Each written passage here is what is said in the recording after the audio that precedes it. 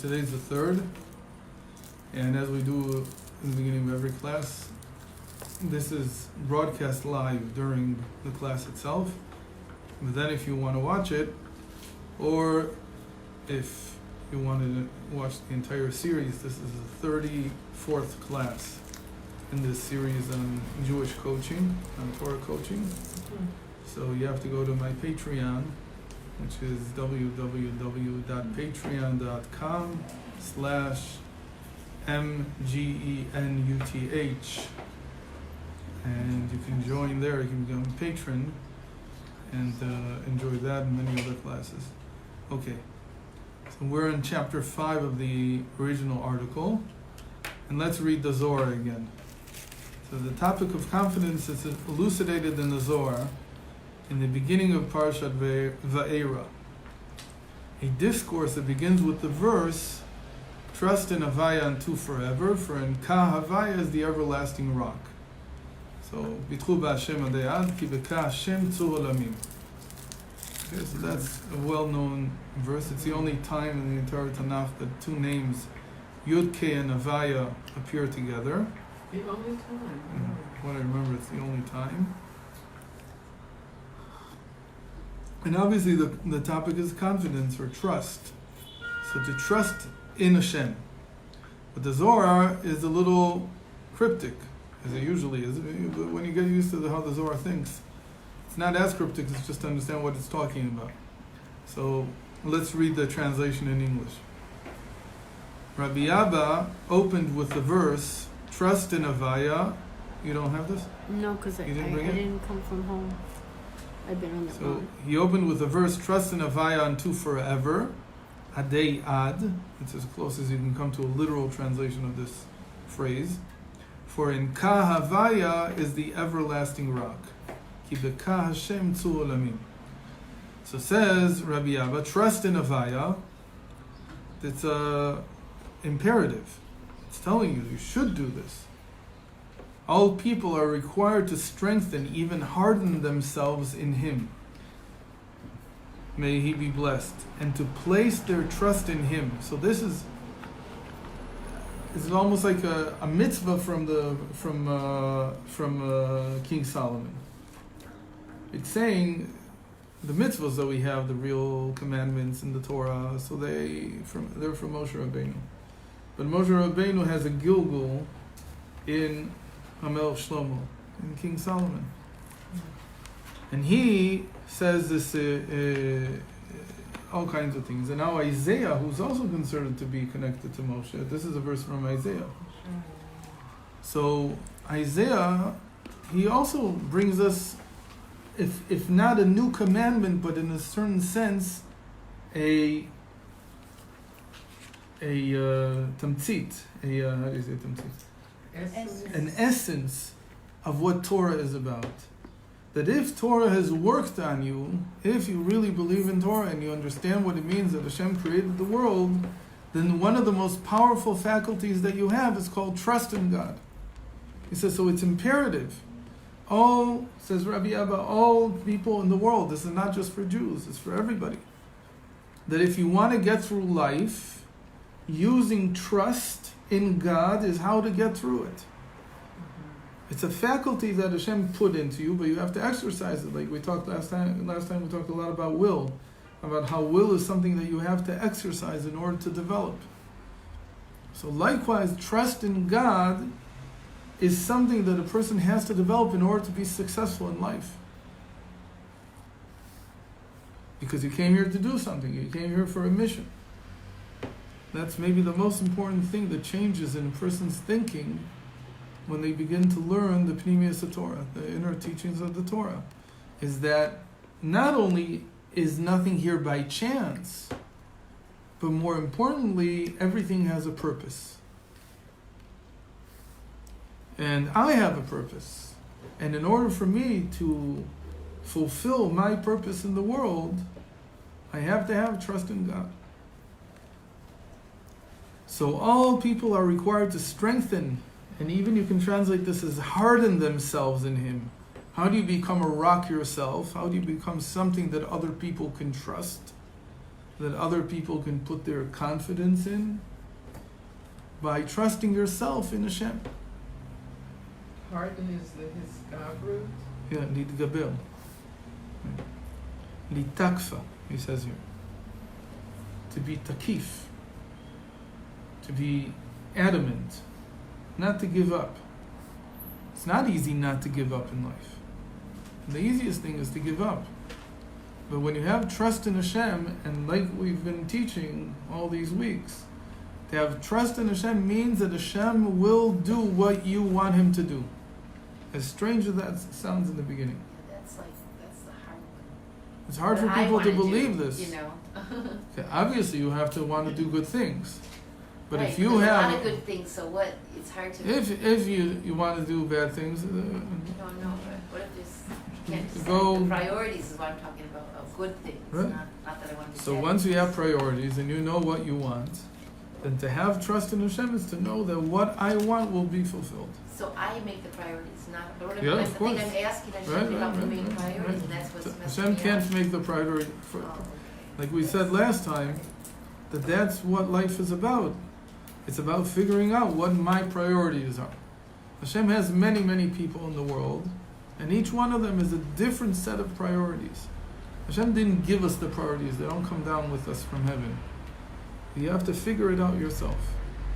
And you figure it out by understanding what you're good at. So you say, this is important to me, and this is not important, and so on. And to have trust is to understand that this will be fulfilled, that Hashem is with me to fulfill my calling. I'm not just by mistake here. And it's not just that, it's true that life has a lot of surprises. But the trust in God is to get me through those surprises, not the opposite. A lot of times people think that it's Hashem who throws the curveball at me. No. Hashem doesn't throw curveballs at me. He's not interested in testing me, per se. What He's interested in is making me stronger. And so if there's something that looks like it's hard to get over, that's hard to get through, so either I need to ignore it completely, and we'll talk more about that later, in a few weeks, or trust in Hashem means that if this is now an issue that I have to deal with, I have to grapple with, then trust in Hashem is what gets me through it. So this is an incredibly important faculty, without which it's very hard to get through life. So says Rabbi Abba, this is almost like a commandment. If so if you're telling me that you should have trust in Avaya, why do you have to add the two words adei ad, until a certain point? And this point here is like forever. Okay, but still, why do you have to tell me until forever? The pshat would be that you should have trust in Hashem always, regardless of what the situation is. But you could say that in an easier way. You could say that bitchu b'Hashem leolam. Trust in Hashem always. Right? You can say that also. So what is this whole idea of adei ad, unto forever, which is as good a translation as literally as you can get, probably. So he says like this. If so, what do the words unto forever adei ad refer to? For a person should strengthen himself in a place that is the basis and the connection of all, a place that is called ad, forever. He reads it very differently.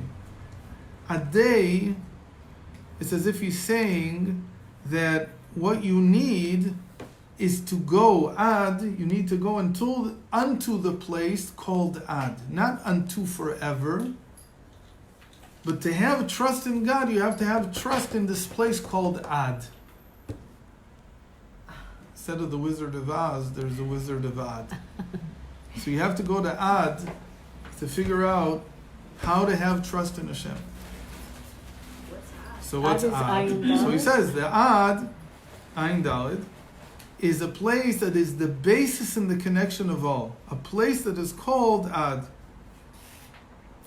What is this place? So everybody knows what's the place that is the basis and connection of all. What connects everything together in this world? So that's called the foundation, the Yesod.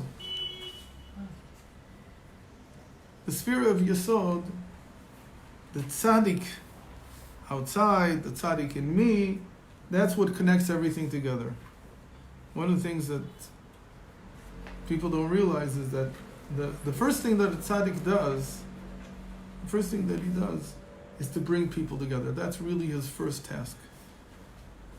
If he's not bringing people together, so it's a big question what kind of tzaddik he is. So he's called a tzaddik nistar, like he's a hidden, concealed tzaddik, nobody knows about him. But a tzaddik that's revealed, if he's a real tzaddik, what he's doing is he's making shidduchim between people. He's connecting them together. He's sort of like a train station. What did tzaddikim used to do? What's the number one thing that they do? They pass money around. So people come to them with their problems, and they help them, so they give them tzedakah to give. So the tzaddik takes the money and he gives it to people that need the money. So the first thing that happens is that he's connecting people, first of all, financially together. He also makes mamash shidduchim, that he brings people together in the sense of teaching them together, that they become a group. And by the Arizal, the whole concept of being Mashiach meant dibuk chaverim, that the disciples would be attached to one another. There would be a fellowship together. They would be bound to one another. They would be responsible for one another. That's what it means to be a tzaddik. So you see that every real tzaddik, that's really what they do. The first thing that they do is that they have an oilam, they have a kahal, people around them, and these people, they create circulation. So the tzaddik is circulating things. He's connecting things together, but it's much more than that. The tzaddik also has the power to transform all the energy into something that has an impact on reality. What does that mean? That in the Sfirot foundation is what takes everything before it. All the Sfirot are before foundation. It brings everything together, it connects everything together, and then it gives it to the Malchus. It gives it to reality, to the sphere of Malchus. In a certain sense, that's how a home works, right?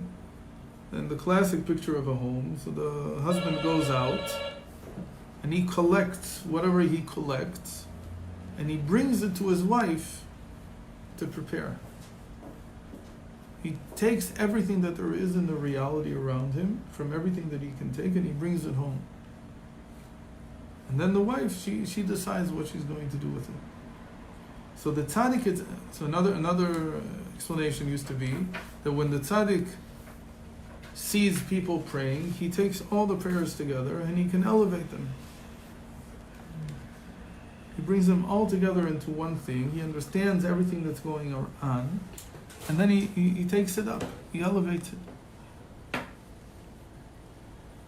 So if you want to have trust, you have to go to your tzaddik. That's what he's saying. You have to have a tzaddik in your life. Because to learn trust in Hashem, you learn from somebody who already has it. Who has it? The tzaddik has it. So this is a very important point, because what it's saying is that even though we've been explaining that active confidence and passive confidence are in victory and an acknowledgement, in Netzach and Hod, where do they take their power to have confidence from? They take it from the tzaddik, from the Yesod. Okay? So this Yesod, again, this is still very technical. Acknowledgement. No, the tzaddik is the Yesod. Yesod, the foundation. This is a stupid question, but the Rebbe is, I mean, the Lubavitch Rebbe is still, we go to, can still go to, he's not, I mean. You see the people, that it's still a train station there. Yeah, for sure. That it still connects everything, and there's no other place that I know of that connects the entire Jewish world than 770. There's something that hasn't changed. So when you go there, especially if you know the people, but even if you don't know the people, you see every moment somebody walking in from another Jewish community on the globe. And everything so we used to call it it's like the nerve center of the Jewish people. It's still there, except there's a question if anybody's conscious of everything that's going on. But what we're seeing is like a reflection of what was going on in the Rebbe's life. What was going on in his mind, as it were. Everything was sort of trickling into that space. And so there's a whole way to see the entire world. If you go there, that's what it means. So it's creating connections. That's first of all. Who was like that? Who's the tzaddik in the Chumash? Yosef. So it's very clear why Yosef could not live at that time just in Eretz Yisrael. Because where was the center of the world back then? It was in Egypt. So how are you going to take somebody who's of this stature if the whole world would come and say, the land of Israel, that's the center of the world, and we want to have embassies all in Yerushalayim, and we want this man called the Tzaddik to hear all of us and to solve the problems by having a circumspective view of everything and including everything. So you could be in Eretz Yisrael. But at that time it was in Egypt. So a soul that great like Yosef, he had to be there. He couldn't be away from that, because he wouldn't fulfill his real purpose. In the same way, the Rebbe, he had to be in New York at that time, because that's where the center of the world was, especially the center of the Jewish world. You can now say maybe it's shifting, but there was only one other option, in my opinion. The other option was where he was, which was Paris. But that sort of fell out of favor after World War II. That it didn't hold the same place it did. The only third place maybe is London. So I think those were the three options where he could fulfill his mission of bringing everything together, bringing all of Yiddishkeit together. I think London was a close second, closer than Paris. But because after World War II, but before World War II, it seems that Paris was an option. He was in Crown Heights, so I could meet him. You were in Crown Heights. I was in the 80s when in the 80s for 8 years I was there, and then I came back for 10 years before I came. So I know. Okay. So now what is this whole thing? Let's read it below. I'm skipping from the Zohar down to the line 420. The place that is the basis and connection of all is the sphere of foundation, the sphere into which all the lights of the emotive and habitual faculties of emanation flow, of the world of emanation. It also connects, as we'll see, the supernal mother principle with the lower mother principle, the Bina with the Malchus. Yesod is in the middle. We'll see in a moment what all this means. And by doing so connects the light of the infinite with the three lower worlds, creation, formation, and action. Okay. This needs to be explained. When we say that we have a mission to fulfill, and that Hashem is going to, we have trust in Him that He's going to work with us to fulfill what we want to fulfill in the world, that basically translates into that we can become vessels for the infinite light. And that's no mean trick. Because infinite light doesn't mean a lot of light. It means infinite. So how can a human being who is limited be able to contain something that's infinite? So the understanding in by the sages has always been to look, do we have an example of something like that happening in front of us? Is there an example of that? So the closest example we have, and because of that it's called the power of the infinite, is our power to reproduce.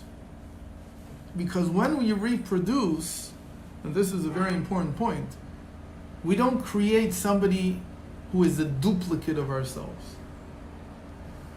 When a horse reproduces, says Rabbi Isaac of Homel, he creates a duplicate of himself. What do we mean by duplicate? The child, what he's going to sear, is not going to, or a sire? What do you say? The child, the how do you say the baby horse? Starts with a filly. No, the filly is the colt. There's another. The colt he's going to sire is going to be an exact reproduction of himself as far as the capabilities that this child will have. He can't go beyond. He's not going to become something new. Meaning, all he will have are horse thoughts. That's it. Whatever the father was able to think of, whatever the mother was able to think of, he's going to be able to think of. That's it. But by human beings, when you have a child, they can be entirely different than you. They can think thoughts that have nothing to do with you. Because you're giving them something infinite, which is the power of thought itself.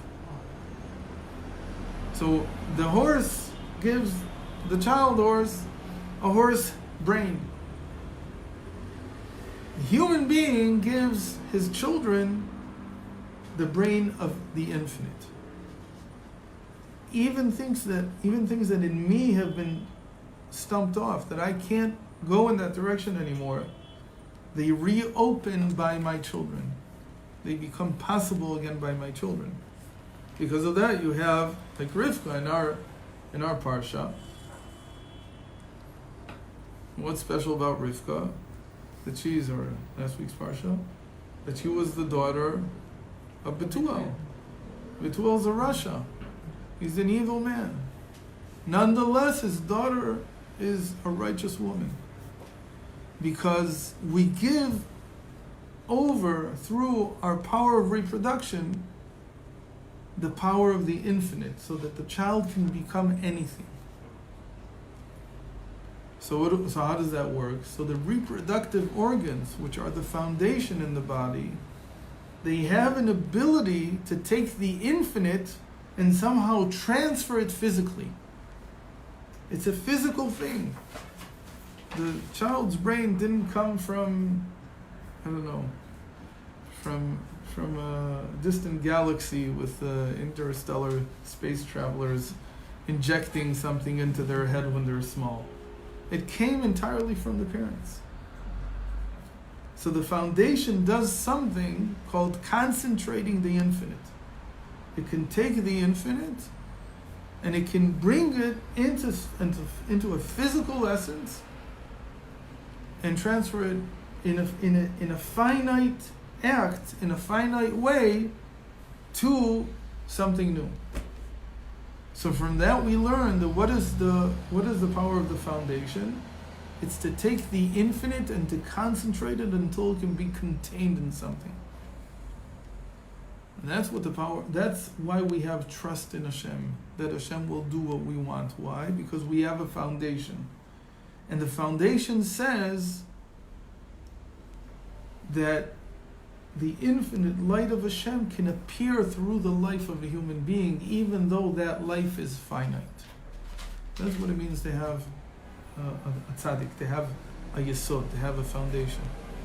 So that's why when people go to a tzaddik, like the Rebbe, what happens is that when he looks at every person, he sees the infinite potential that life can have. He doesn't think that every single person can do everything. We talked about that last week. Life is too short to do everything. You can't do everything. You have to choose. You have to make priorities. But in whatever life you live, he sees that life, that finite expression of life, each one of our lives is a finite expression of what life is able to contain the infinite light, the infinite energy of Hashem. Hashem can appear infinitely through each life. So because of that, we have trust that we'll be able to fulfill what we want, fulfill our mission. Because we have a foundation. And the foundation is what concentrates the infinite and brings it into a finite space. So now we can understand also why it's called ad, until. What is the name associated with foundation called? Kel Shakai. Shakai. Shin Daled Yud. What does that mean? It says, Amar le'olamot dai. It literally translates into enough. Enough. You don't have to have infinite. Person thinks that to reflect the infinity, you have to be infinite. Comes the foundation, the sphere of foundation, that says no. My holy name is Shakai. And Shakai means that Hashem limited himself, which means that he concentrated himself. He hid himself behind the finite. So there's two types of Shakai. There's the Shakai that's talking about creation. And in creation, we've talked about it, that the tzimtzum means, the contraction means that Hashem hid himself. He concealed himself. But there's also the foundation that's related to Torah, which is not that he hid himself, but that he concentrated himself. And when you talk about a Jewish soul, and each soul comes from a letter in the Torah, you're talking about a situation in which the entire infinite is concentrated into this particular soul's life, whatever the life will be like.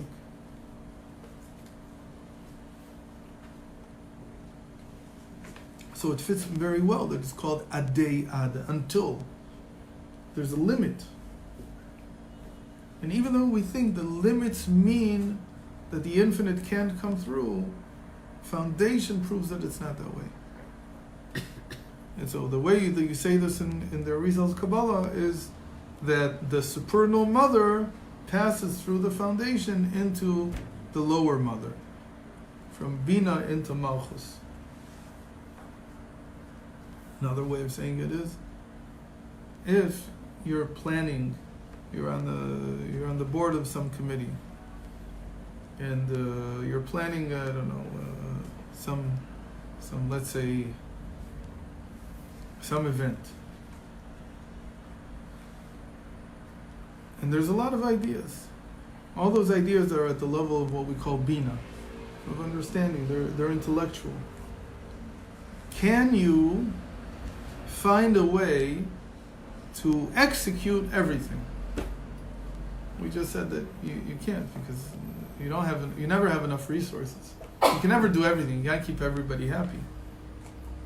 But the whole point of the tzaddik is somebody who's able, and we just read this in the Tanya 2 days ago or 3 days ago, Shadai be'elukuto lekol bria v'bria, that there's enough godliness for every creature in creation.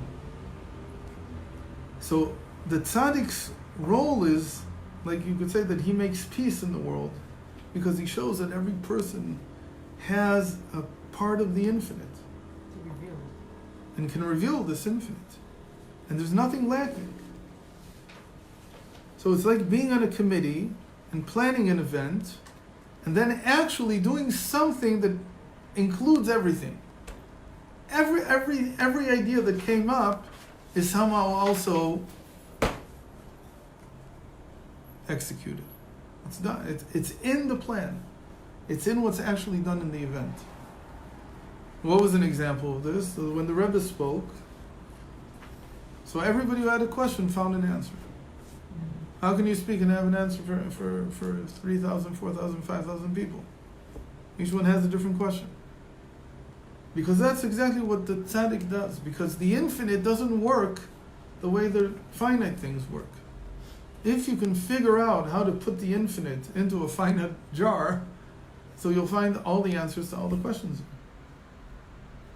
So that's just an example. In us, in each one of us, it means that we have to have trust in the tzaddik. First of all, that I have a tzaddik in me. But to believe that I have a tzaddik in me, I have to be connected to somebody who's already a tzaddik. I need to see a tzaddik in order to understand what it means that here it is, the infinite can be in the finite. What do you mean there's a tzaddik in me? I also have a faculty of foundation. I also have a sphere of foundation. My foundation is for my life. It's not for everybody around me. But it's in order to take all the infinite that was put into making me and be able to use it to fulfill my mission in the world. It's more personal. Is that like your Pindala Yid, the same kind of idea? No, it's a little bit different. But the feeling is, I have to see that there is such a thing as the infinite coming into. If I don't believe that the infinite can come into the finite, so why would I believe in myself? Why would I believe that my mission could be fulfilled? Maybe you can't. So how so many people do without being connected? I mean, They're not fulfilling their mission, just a part of it. Oh, Yeah. I hope. Or maybe they take inspiration from somebody and you don't know. Also, that could be connected also. Could be that we don't know who they're connected to. So this is a very important thing. That to have a connection with the tzaddik is in order to understand that the infinite can be in the finite. And again, it's not when people hear the infinite, so they think everything has to be here. That's like saying that when you say infinity in math, so you mean all the numbers. So how can I say one word and say in this one word that I just said, where are all the numbers hiding? You can't hide in one word. So a little bit similarly is how it works by in spirituality. That when I say that all the infinite is here, I'm not saying that it's not the same way as each event that will actually happen afterwards. But they're all condensed into it. They're all concentrated into it. In the same way that we say about the Torah, that all the commentaries, everything that will be, all the new ideas that people will get from learning Torah, they all were set to Moshe Rabbeinu at Sinai. How could they? It took 3,000 years until now to say all of them. How could Moshe Rabbeinu hear all of them? It's concentrated in what he doesn't know how to maybe take it apart. He can't maybe say all of them not right now. Like the Arizal once said, what I heard in my dream in a few minutes would take me 80 years to explain. Because I went up to that place called the Supernal Mother. And what I heard there was how there's so much, if I had to actually voice it now, it would take me 80 years to speak it out.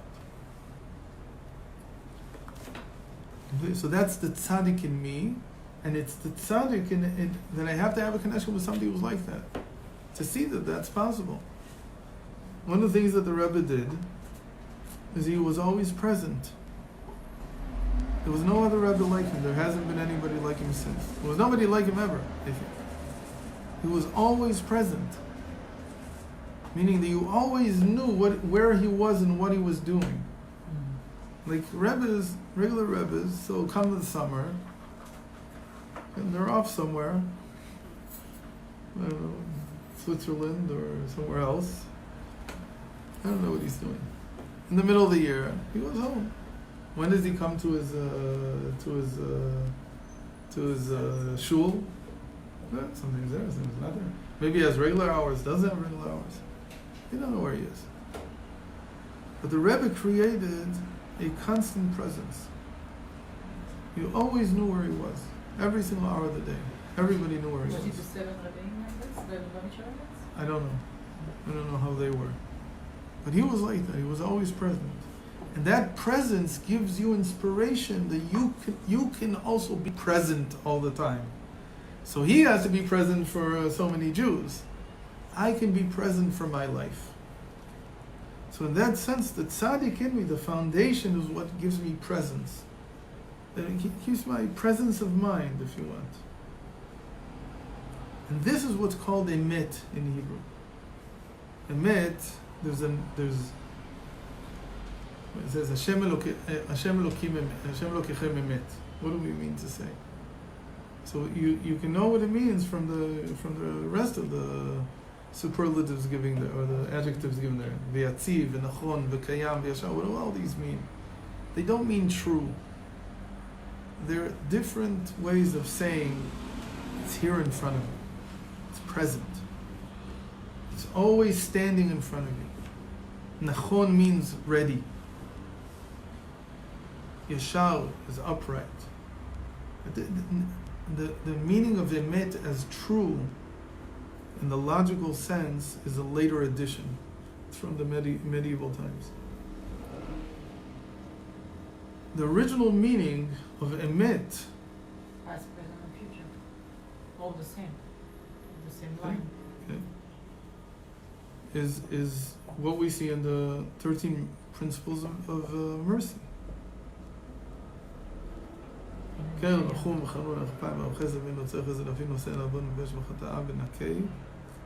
what was the emet in the middle suddenly?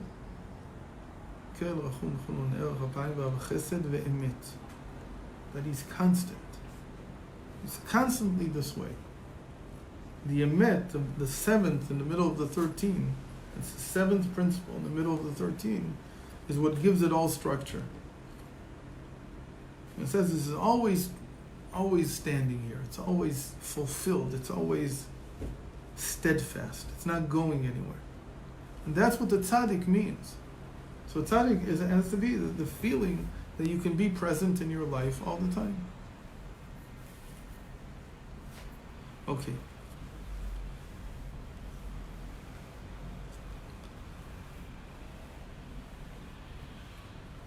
So it is, I'm continuing on line 424, 425 actually, 424. It is the secret of the righteous individual, the tzaddik, who is the foundation of the world. Which also means eternity. So that's why it says here, Adei Ad, which is like unto eternity, unto forever. But he's the foundation of the world. He's the foundation of all time. He's the foundation of all space. What this means is that confidence depends on having a true connection to the true tzaddik of the generation, from whom I learn what it means like to fulfill yourself, to be able to fulfill yourself. So that's what Rabbi Abba says, first of all. V'ha'ukmua, he says, and we've also already explained, I'm going back to line 410. We've already explained what this ad, what this forever means. In the verse, and we talked about this 2 weeks ago, in the morning he shall eat bounty. But Binyamin Ze'ev Yitraf says about Binyamin that he is like a wolf. Benjamin is a ravenous wolf. Look at note 41. In the morning he consumes bounty, and in the evening he divides spoils. So Benjamin is what we call the lower tzaddik. There's a higher tzaddik and a lower tzaddik. The higher tzaddik, we'll see, Yosef himself, he's a little bit different than Benjamin. But Benjamin here, he represents what regular tzaddikim are like, or what like the tzaddik in me is like. Not the tzaddik like in the Rebbe, but how the tzaddik is inside of me, how my foundation is. So how does my foundation work? In the morning it consumes bounty, and in the evening it divides spoils. What does it mean to consume bounty? What's the bounty? It's what you've collected. And in the evening you divide it up among the people that are dependent on you.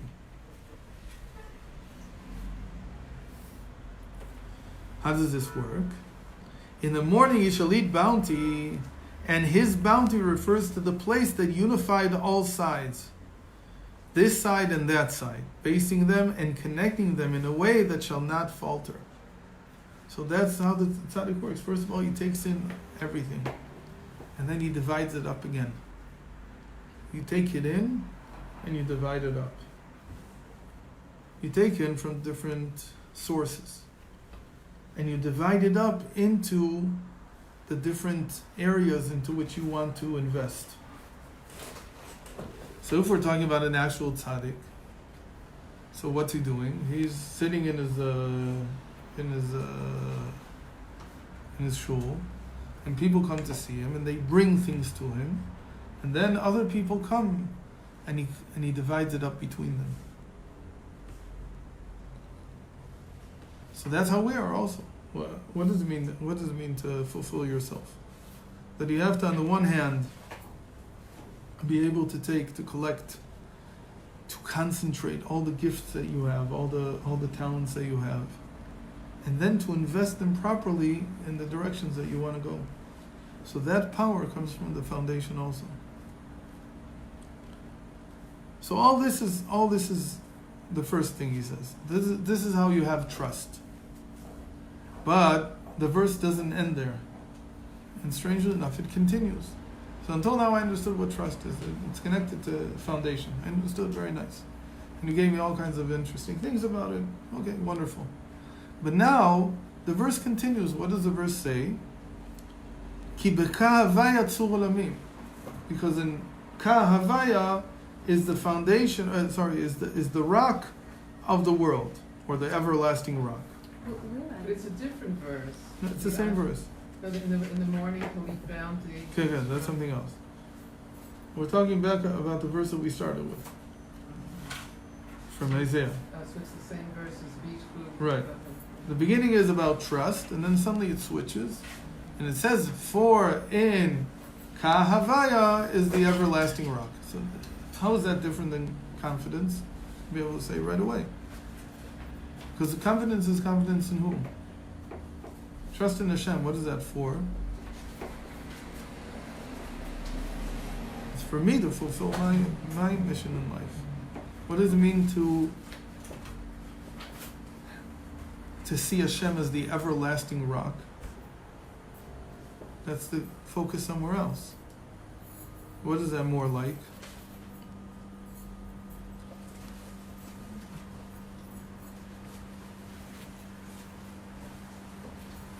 Again, the first part of the verse talks about trust and confidence. And who is my trust and confidence in? In Hashem. But for what? For what? To know how to fulfill my mission. But then the verse takes a turn. And it says, Ki b'ka havaya, for in ka havaya is the everlasting rock. So that's faith.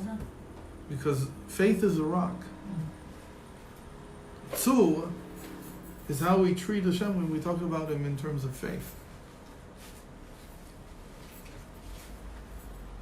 This is a very different part of the verse. Like, the two parts of the verse are diametrically opposed.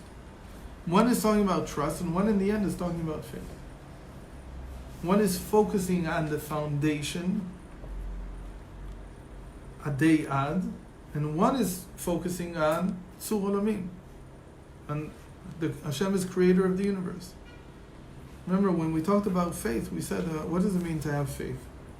The first level of faith is just to see that there's only Hashem. It's Hashem who created everything. There's only Hashem here. Take away the world, what's left? Just Hashem. So these two parts of the verse are very different. So, continues Rabbi Abba, and he says, for in Ka Havaya is the everlasting rock, reveals to a concealed and hidden place. That's not like what we were talking about until now. Until now we were talking about what?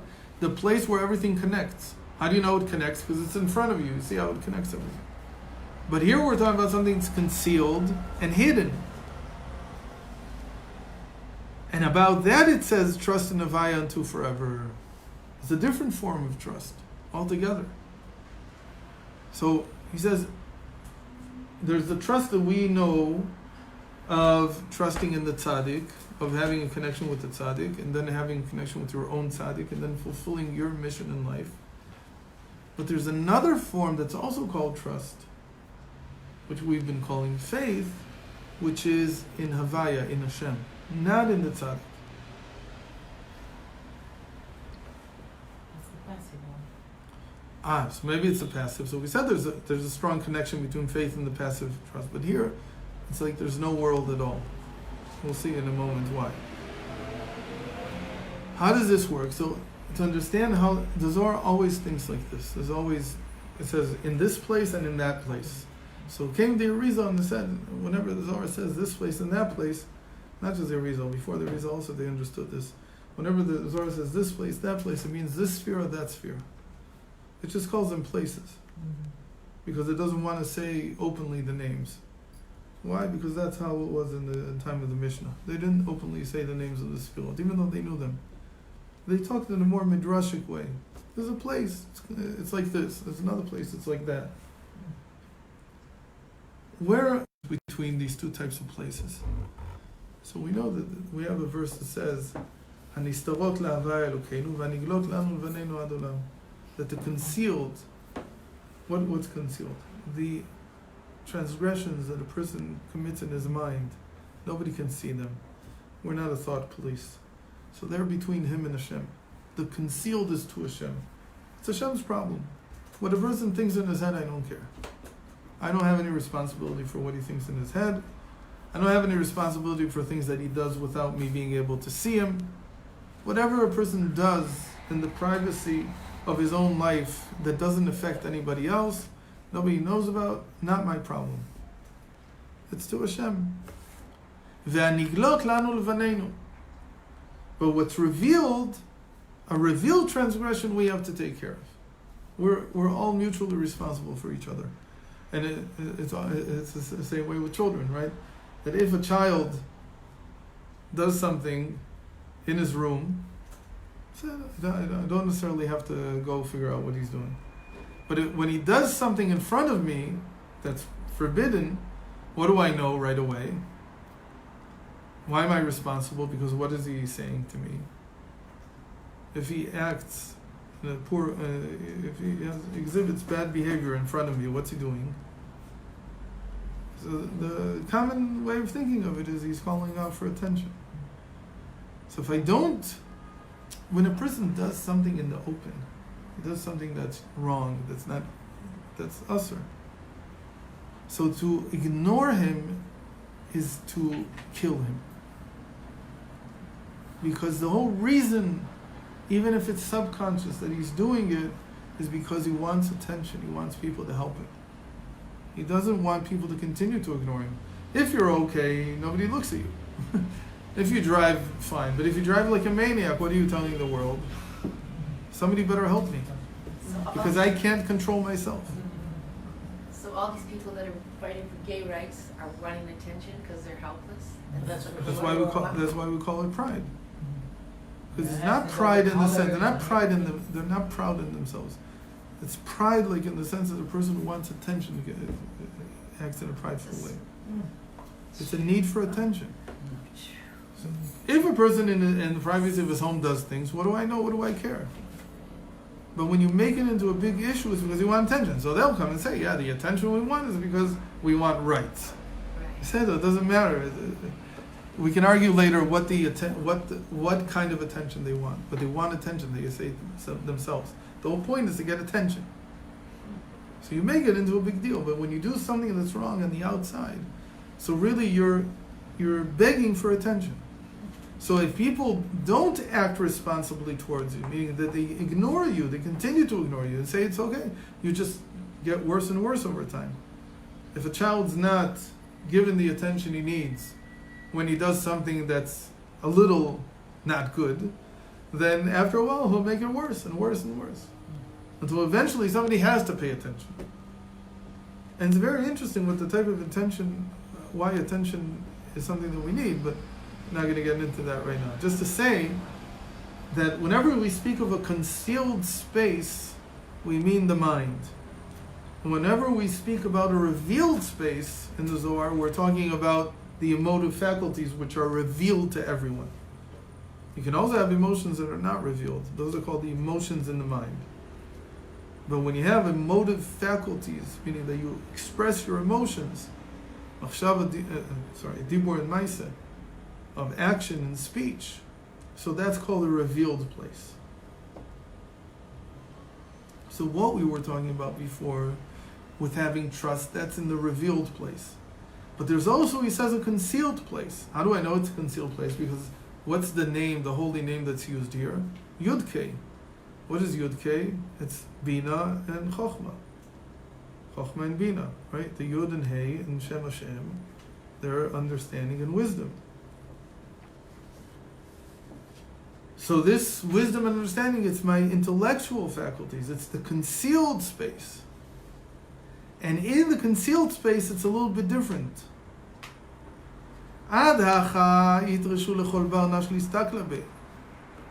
until the tzaddik, until the revealed space, everybody can look and everybody is connected to that place. But when it comes to the intellect, not everybody is connected. I'll give a simple example of this. Simplest example.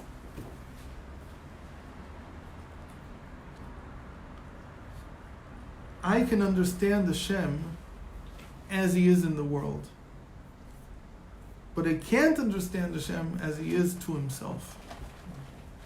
Even Moshe Rabbeinu wanted to understand Hashem as He was to Himself. What's the difference? The difference is how Hashem is running the world. How Hashem is running the world, that I can see. That I can think about all day. Agree, disagree, whatever I want, but I see what it is. But I can't see what Hashem is like before He was the creator. Before He created the world, before He started running it, I don't know what He's like. I have no way to fathom that. Sound of one hand. Another example. I know my parents as my Ima and Abba. I don't know them by their names. Meaning I know them only in the context of their being my parents, in their duty, in their how they run their parenthood. I shouldn't look beyond that to see what they're like as people. Everybody says this today, when you begin to forgive your parents, when you understand that they're people. I said it, you need to understand that they're also people. I understand that they're also people. But to begin to analyze them, that ruins, that destroys something in your being protected in the world. Because the whole point is that you're not supposed to look beyond something if you want to remain protected. When you look too far behind the curtain, you lose the sense that things are being run, they're under control. The moment that you begin to understand, that's one of the bad things that have happened. That's why people, maybe one of the, I think the deep reasons why people in the Western world don't have children anymore, is because they were taught to ruin their concept of parenthood by their own parents.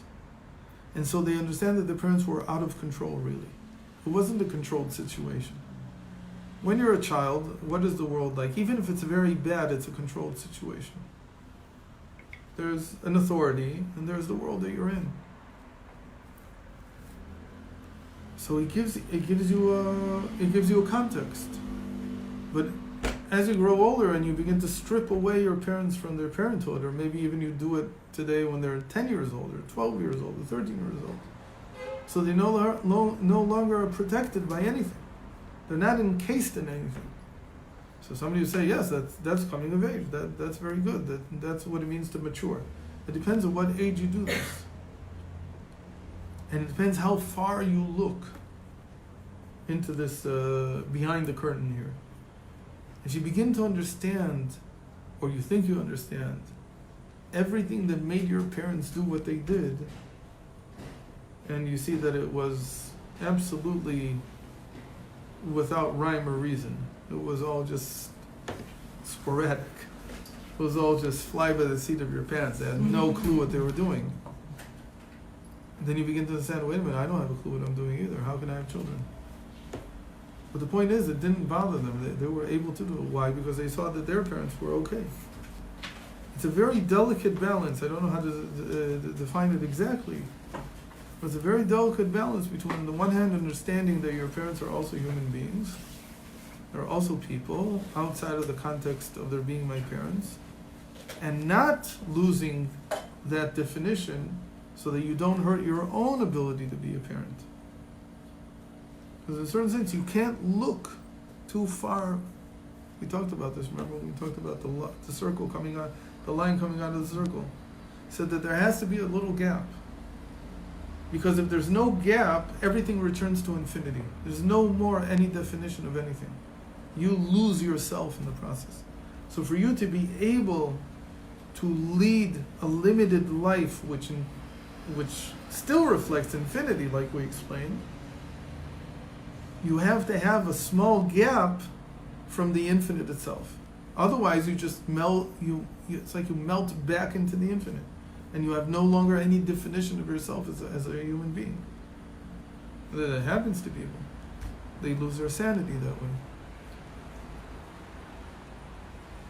There has to be a limit for you to be able to function. So by Hashem, it's like that we don't look at how Hashem is outside the context of his being the creator. We don't ask what is Hashem like, what does he do on the side? Does he have another racket going? Like he has another world somewhere? Because the moment that you do that, you ruin your ability to live in this world. So you also have to be smart. It's not, there's many questions.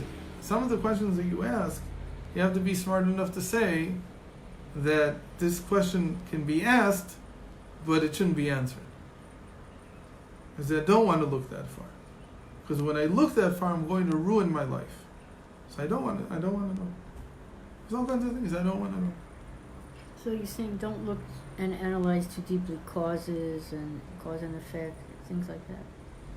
You can, because that's how Hashem is running the world. But if you're asking why Hashem decided to run the world the way he's running it now, that you'll fail at answering. And the more you ask that question, the more you'll lose your sense of this world. The more you feel, it's like what cosmology did to a certain extent, that if you imagine cosmology, if you imagine that there's billions and billions and billions of solar systems with other life forms running around somewhere else in space. So there's nothing special about this one. So maybe somewhere else it works that way, somewhere else it works that way, who knows? It's not that one day you might not be ready for them. It might be that one day the consciousness will expand enough in the same way that consciousness expands during life, and human consciousness will expand far enough that we'll be able to contain other life forms. Maybe not. But if you just imagine that's what there is, so you lose all the meaning on this planet. You lose all the context of where you are. You have to know where your consciousness is ready to expand to. So that's a big deal about the concealed and the revealed. That what's concealed means that it needs to remain concealed to be able to function. If I knew what my source was, I wouldn't be able to function. I'll give another example of it. That no person is supposed to look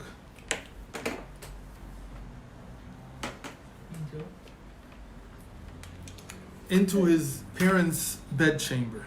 Oh. Because what creates the mystery of life has to be mysterious. Otherwise, meaning you can't think of yourself as having, we don't see the moment of conception. Even when we were part of it, we don't see it, you can't see it. It always has to remain some kind of nothingness. And if you reveal it by mistake, then it's completely destructive. Freud based a lot of his theories on what happened to children who, by mistake, or not by mistake, walked in on their parents when they were procreating. So that completely screws the person up. Because there has to be a limit. It has to be what I can't see. I remember working very hard on, I don't know why, the simplest answer is just to have a lock. But we were very concerned that I don't know why. We didn't put a lock on our door ever. So it took me a lot of effort to teach my children never to walk into the bedroom. It's not easy because when there's no lock, so it seems to them that they teach them how to knock and teach them. I used to, when I was younger, I thought it was a matter of nimusim, of manners. I didn't realize there was a lot more to it. Just one question. Like in today's world, like America, What about when they're almost like numb, they see all that stuff like on Can. TV even, and so that they walk in, I mean, sometimes. it's Makes like, them asexual. It's like, it would make not even a dent. They're asexual already. One of the things that surprised me tremendously is that what pornography does in the end is it makes you asexual. I didn't chop that until it took me a long time to realize that. The more the less mysterious it is, the less you need it. The more mysterious it is, the more you need it.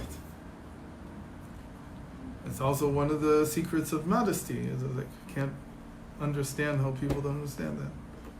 That the more modest a person is, the more intriguing he is. The more modest a woman is, the more intriguing she is. The less modest she is, the less. Who cares? It's all right. It's all in front of you. What do you care? Modest Friedman wrote, "Doesn't anybody blush anymore?" His book, his famous book on it. Yeah, it's So you have to know how to use concealment in order to foster interest also. To come back to the children's locking the door, I think you don't need to, I mean, if parents respect the children's room, they'll respect automatically. Maybe. They don't. kids jump If in the their parents' parent- bed too. No, That's you a knock whole on the thing. door before you go in. They will never come in like this. It's just Could be. natural after. You see it all the time.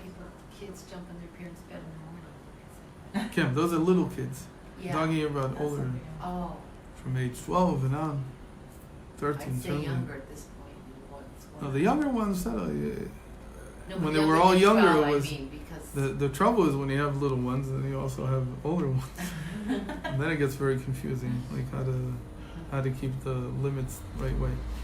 Okay, but so why did he go into this? So he says now there's another place called this concealed and hidden place, meaning chokhmah and bina, the intellectual faculties. So he says, unto this point, line 415, every person has permission to gaze at it. This point is adiyad, the foundation. From this point and on, a person does not have permission to gaze at it, for it is hidden from all. And who is this? Who is this that is hidden from all? Kahavaya, from where all worlds are drawn, and there is no one who can fathom that place. So he's saying Hashem is the drawer, as the creator of worlds, has to remain concealed. What is this all saying? It's saying that there's two types of people in the world.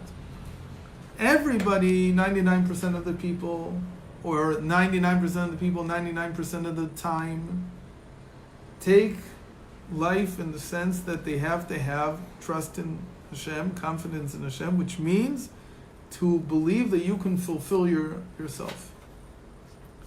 But 1% of the people, 1% of the time, could be 1% of the people, or all the people 1% of the time. There are times where you cannot trust in Hashem, meaning you can't believe that you will be able to fulfill yourself. that's an example. So the simplest example is what we were talking about last month. That sometimes the line that you're on, the mission that you're on ends. And then to start something new, you can't trust in Hashem. It's like a moment where it's a moment of creation, of new creation. So there's no trust there. You can't look in that place. You can't look in that place for trust in Hashem. It's a moment of nothingness. That you have to pass through, and then it comes from a deeper place. Okay. And when you pass through it, it's just you. It's like Hashem is not there. It's like a feeling that it's not trust it's not the regular trust. This is also trust. It's trust in the sense that it's as if Hashem is not going to help you. It's up to you. You do one thing or you do the other thing. It's entirely up to you. What? Is it like tragedies, like suddenly losing your whole family, or like the Holocaust event? It's like me or no? 'Cause It where could your be that life for certain mission people it is was over. like that. It was like that feeling. That Hashem is, and they have to do it all themselves. Yeah. So let's see how he says it here. Okay? Because this is a very sensitive point. Isn't the Medina started by socialists that way? I mean, That was going against Hashem. It's not saying Hashem's not going to help me. they felt that the redemption was in their hands. They had to. Ken, they were Work the looking for a land. type of redemption that was against Hashem. The point is, what are you looking for? If you're looking for it, again, to fulfill Torah and mitzvahs, just say, Hashem's not going to help me here. It's entirely up to me. That's one thing. If you come and you say, because He's not helping me, so I don't want to continue pursuing the same goal. I'm going to set a different goal for myself. So that's already leaving it. That's not okay. The goal changed. It's not so much whether you believed in Hashem or not. The goal is completely different. Let's read in line 428. The second place the Zohar is speaking about, the concealed and hidden place, refers to the supernal father and mother, the intellectual powers in the world of emanation. Okay?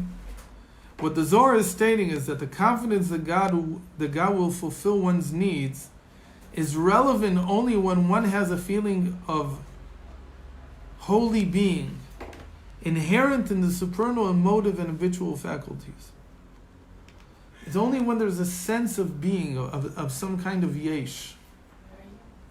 Line 433. So to explain this, so he has a very interesting line. He says, this sense of being, yeshut, can be likened to the feeling one has about the love that one's true friend has for him. It's a little convoluted, the sentence, but what is it saying? It's saying that if I feel my parents' love for me, I can have confidence. Confidence is the result of feeling that somebody loves me, somebody cares for me. That's what holy being means. Holy being is the being that a person receives, a sense of his self that came from love. If he has a sense of self that came from hatred, you also get a sense of self when people hate you. That also gives you a sense of self. So that doesn't translate into trust in Hashem. What about just higher, like not hate or not love? No, it's not being. If you're just ignored, if you're just vapor all the time, so you don't even have a sense of being. Sense of being means that somebody related to me when I was younger or now or whatever, and somebody relates. So as much as people relate to me, my parents related to me, in a positive way, with love, that creates a sense of positive being, holy being in the person. It's a holy sense of I'm here. Because people don't take the love that they were given, love, not the parents giving me everything I want so that I don't bother them, because that exactly is to ignore me. I'm talking about real love, attention. So attention that's given out of love creates in the person a sense of holy being. His being becomes holiness. And there's also another type of attention, that if somebody gives me attention but it's the opposite, he takes out all his frustration on me. So that creates in the person a feeling of defiled being. The opposite of holy being. When can I have trust in Hashem? Only when it's the result of positive attention. In other words, if I don't feel that Hashem is constantly looking at me and helping me and loving me, if a person doesn't feel that Hashem loves him, you cannot talk about trust and confidence in fulfilling your mission, because it's simply not that. How do I know if what I want to do with my life is what Hashem wants me to do with it? Very simple. If I feel that Hashem loves me and cares for me and is looking at me all the time, then whatever I want to fulfill is what He wants. But if I don't feel that, A lot of people feel that Hashem doesn't care, that He's not attentive to me, that He certainly doesn't love me, maybe He hates me. So those things that I want are coming from a negative sense of being. From my parents, it's a limited being. It's not my entire being. It's just what my parents give, which is a lot, but it's not everything. My relationship with Hashem defines, this has been a question that hopefully we've been asking ourselves for 34 weeks. How do I know if the mission that I want to fulfill is really what I'm supposed to do? Maybe I'm fooling myself. Maybe I'm just telling myself this is a good thing, but it's not really a good thing. So he says there's a very simple way to know. How? If what you're experiencing is that Hashem is constantly looking at you and loves you and cares for you and helps you, so whatever you want to fulfill, that's a good thing. Because it's coming from holy being, from a holy sense of being, of my being, that my life matters for something. What does it matter for? Because Hashem is constantly interested in me succeeding. But if what I feel is either Hashem is not really with me, He's against me, and so on, I can't really trust what I want to fulfill. Because it's coming from a questionable source of being. Again, trust and confidence, we said trust and confidence in my mission. That Hashem will help me perform this. That I can trust in this 100%. You follow it's a very simple test. How do I see Hashem looking at me? Is God looking at me with disdain, or is He looking at me with encouragement? Is He looking at me with love, or is He looking at me with judgment? How is He looking at me? So the smart person knows that it's never constant. It's never all one thing or the other thing. But that is an opening for me to understand whether to question or to not question my motives. It's a very simple way that I can test whether I need to question myself or not. If at this moment I want something, but my feeling is that Hashem is looking at me with a judging eye, so that's a sure sign that I need to question why I want this, why I think this is part of my mission in life. It's probably not. But if Hashem is always, again, you also have to work on it. It's not just what pops into my head at this moment. It's also, you have to work on it to understand Hashem. The more you work on it, the more you cleanse your being. The more what you want to fulfill really becomes the real thing, the true thing. But this is, it's such a cornerstone of all psychology, which is how you see others looking at you tells you how you are on the inside. It doesn't tell you anything about them. It tells you everything about yourself. Say that again, how you see others. The way you see others looking at you is a reflection of yourself. A reflection of how you see yourself. Not just how you see yourself, but how you are, your being. It's not even how. It's almost to say that sometimes I can't even see myself. The only way I can see myself is through other people. I can't see my true being. So my true being is reflected through other people. We said this a lot when we're talking about rectifying the ego, that in marriage, because a person can't see themselves, their spouse shows them who they are. That's true. Not necessarily so. What? No, I mean, sometimes abusive spouses and they don't see, work. I mean, I don't mean just in general. I don't know. Really, the original line was that for men, the way to know how they really are is by looking at how their wives see them. Right. I said it now in more general terms, but How you see others looking at you, though, there's a lot of, how you see others looking at you. What does that mean exactly? how do you imagine they look at you? How do you imagine? How you interpret it.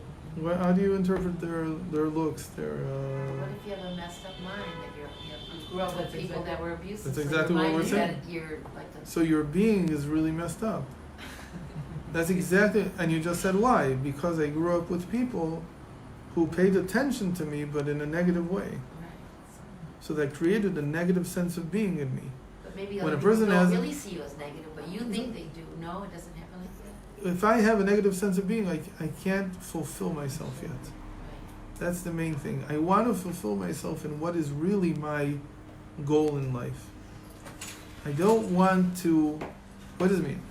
If I have a negative sense of being, a defiled being, it means that I'm making up for things all the time. I'm trying to make up for the past. So the things that I want in the future are not really about the future. They're Make actually about up the or fix. I'm trying to fix it in some way. Yeah? So the things that I'm saying I want to do next is because, let's say, for me, I'll tell you what my messed up being is. One of the reasons why I teach is because I'm trying to make up for certain years in my life where all the attention that I was given was negative. I've already analyzed it in depth over many years. So I know that whenever I feel like that teaching will give me the attention that I want, I shouldn't go there. I shouldn't go teach them. So there is a healing. You can repair that. Hopefully I can repair it also. But I also have a test for knowing about whether this is really what will fulfill me, or whether I'm only trying to make up for something in the past. What if it's both? Can't it be both? I can't trust it then. I can't trust it. I can go, I can do, but then I can't trust it that it will turn out the way I want it to. But to have strong, steadfast trust to get through something, I can only have if the being at my center is holy. It's not trying to make up for anything. It's just going out on a mission. That's why somebody who's a shaliach could be in deep trouble and mamish fight with other people, even though he's an emissary of the Rebbe. But his shlichus is to make up for something in his past. The reason he's going to this is because his being in the beginning wasn't holy. Again, it wasn't holy because somebody treated him the wrong way, and so it built him in a certain way. And you see that it's not so complex. It's a very simple thing. What I'm saying. So the question is, But- can that be healed? Of course, it can be healed. Can you become a holy being from being For that, you need rectifying the ego. The first course. Okay. Okay, so we'll end here.